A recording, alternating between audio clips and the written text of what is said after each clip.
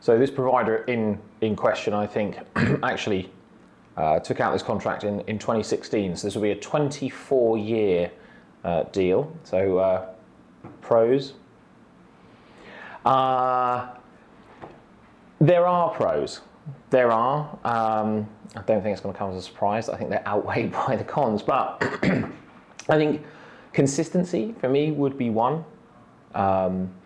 If you know who you're working with, how they behave, where that's good and bad, I don't want to fall down the trap of saying better the devil you know, but there's an element of that. The people that you build the relationships with, they're built over time, and you're not, as a supplier of those services, you're not fearing, look, are we going to be here in 5 years? Are we not? Are we putting effort into something that maybe isn't long term? I kind of, understand that.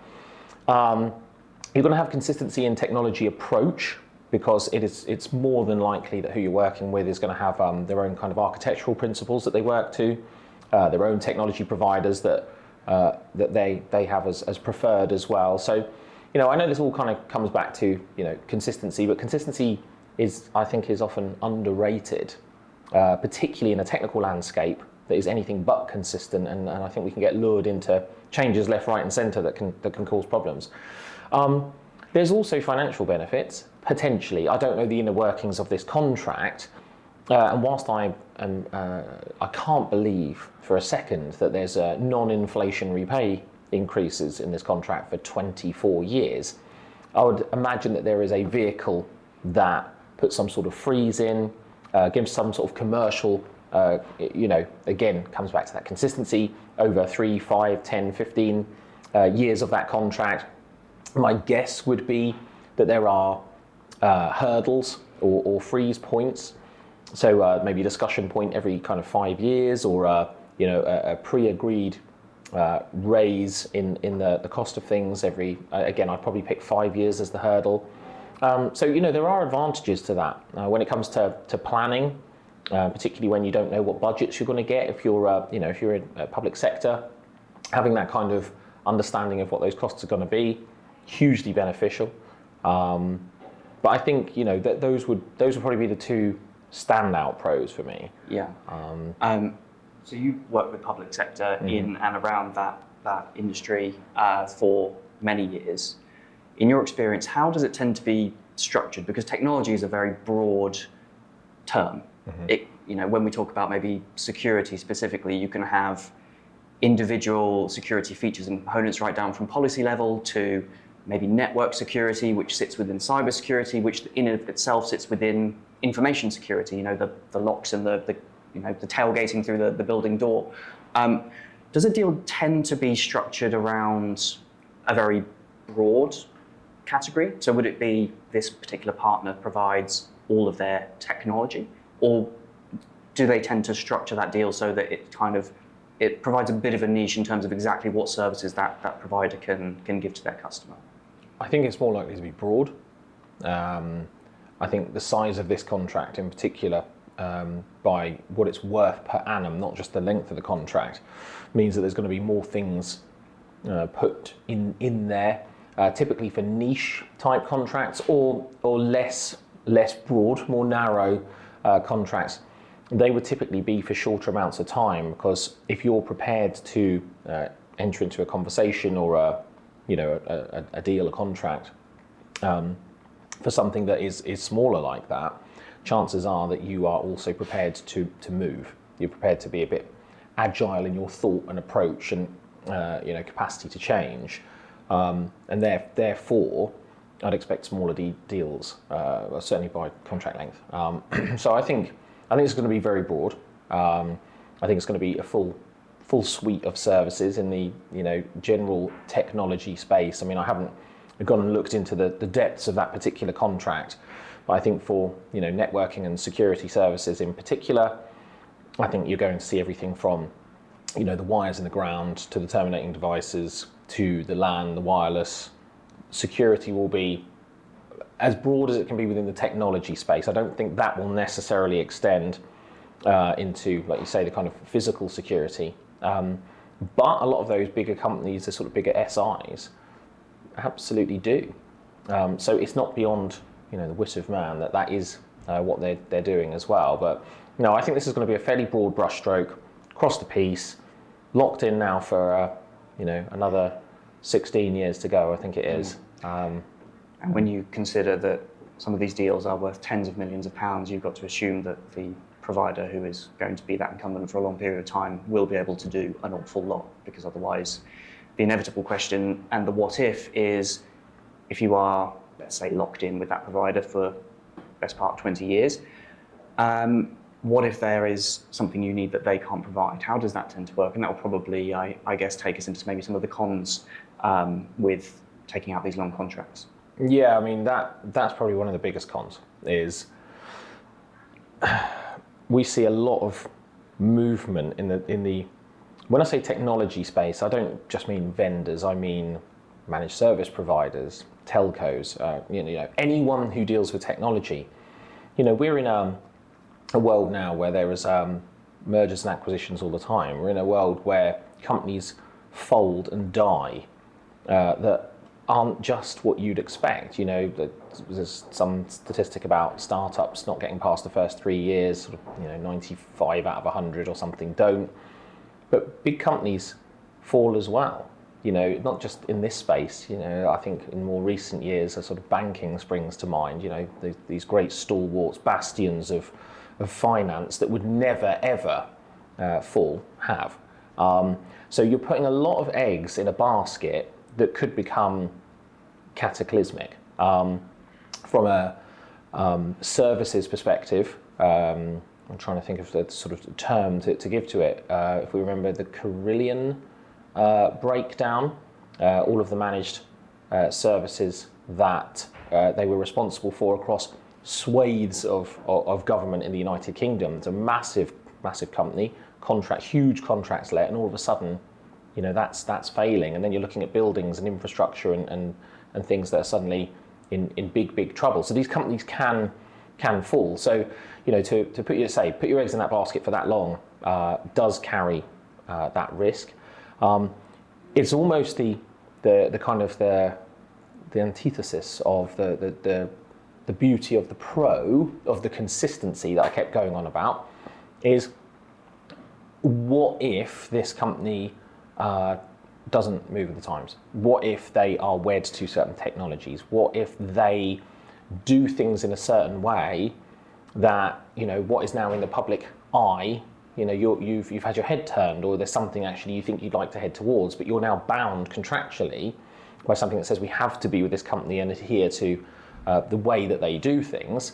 Now, again, there might be one who's shy of the contract says that they don't have to do that, but if that is the way that you do things, and that's very common with large managed service contracts, then you could be tied, and that could ultimately hold you back as what you're trying to achieve as a business, or in this case as a public sector entity, and that can be quite worrying.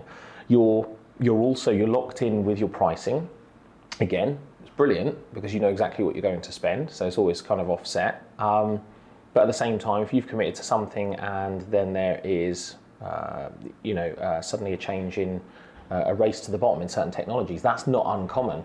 Certain technology types that you've put in are suddenly much cheaper. Some of the services that you want to consume are much cheaper. If you have, pre-booked them, then you're going to pay the pre-booked price. And technology, as a rule, tends to come down in price. The managed service element of it doesn't.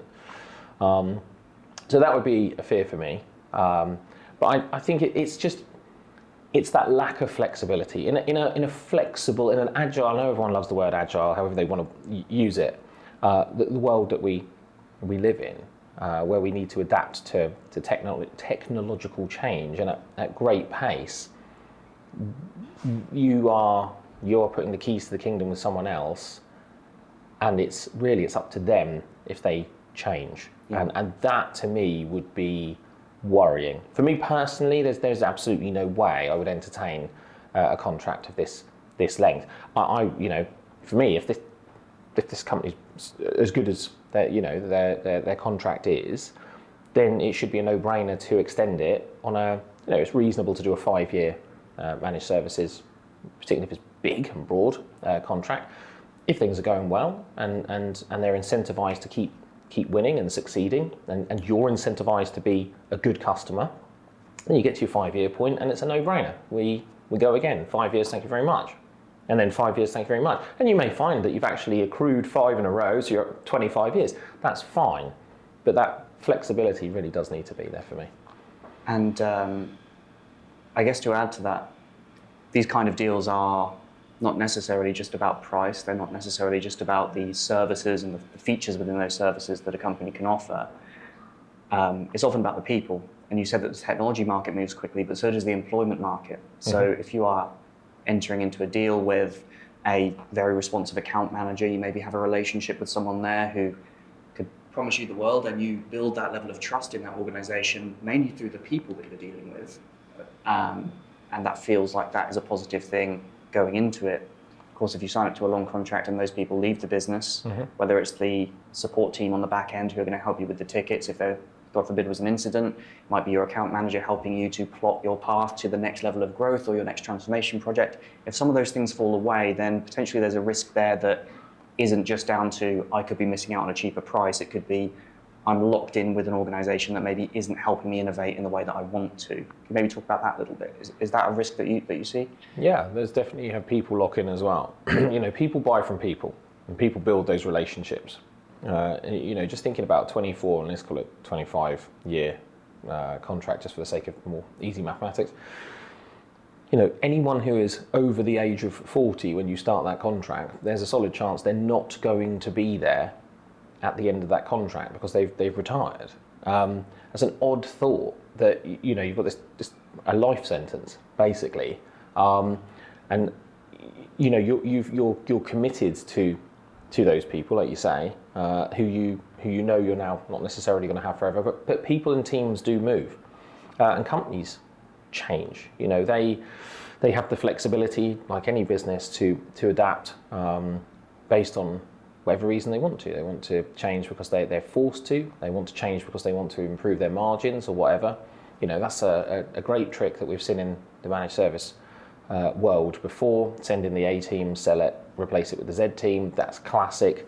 Again, that's a big risk. I can't imagine that would happen with a contract of this size. But you could certainly see, I'd expect a law of diminishing return. Over time, there's a complacency. If I've got great people on this account, chances are I know this account's locked in for 25 years. I'm not going to keep them there. I'm going to move them to another account that I want to try and win for 5, 10, 15 years, or even a new customer for 2 years, or whatever it might be. So, there's a huge people consideration as well. It's a huge trust. If you think about it like a traditional relationship, businesses don't tend to work like that. They go into very sort of short-term relationships, a short-term marriage, and we'll see how it goes. I mean, this is a life commitment. This really is. And so you need to make sure that you are super comfortable with the people that you're getting, the people you may get, and how that's going to pan out as well. And for me, I'd want to be, as part of that contract, I would want to be a large part of their decision making.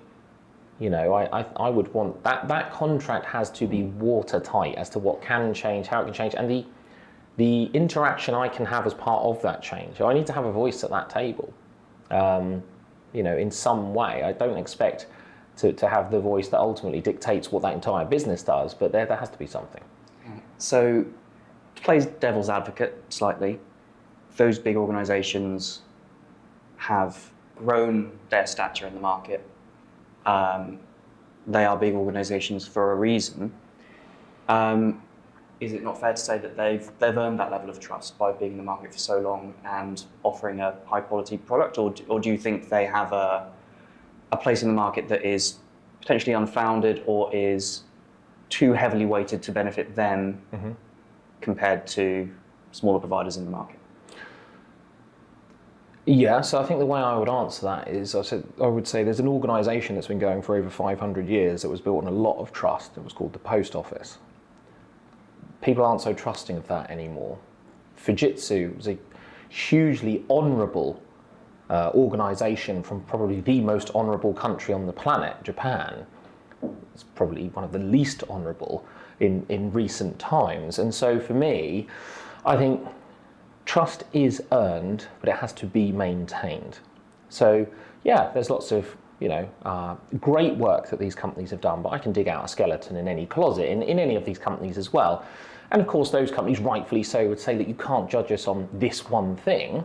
I can't, but I could also say I'm aware that I could have been that one thing, and therefore, I'm not entirely sure that I'd want to have that sort of warm, fuzzy feeling and go into that with complete complacency.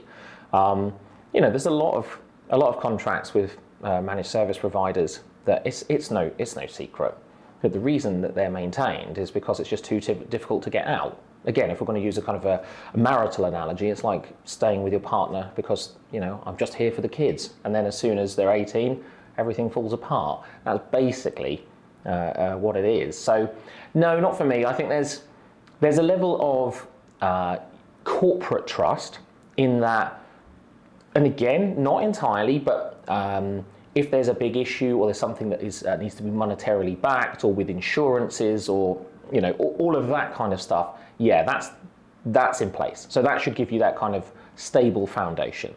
But the rest, I would be professionally cynical.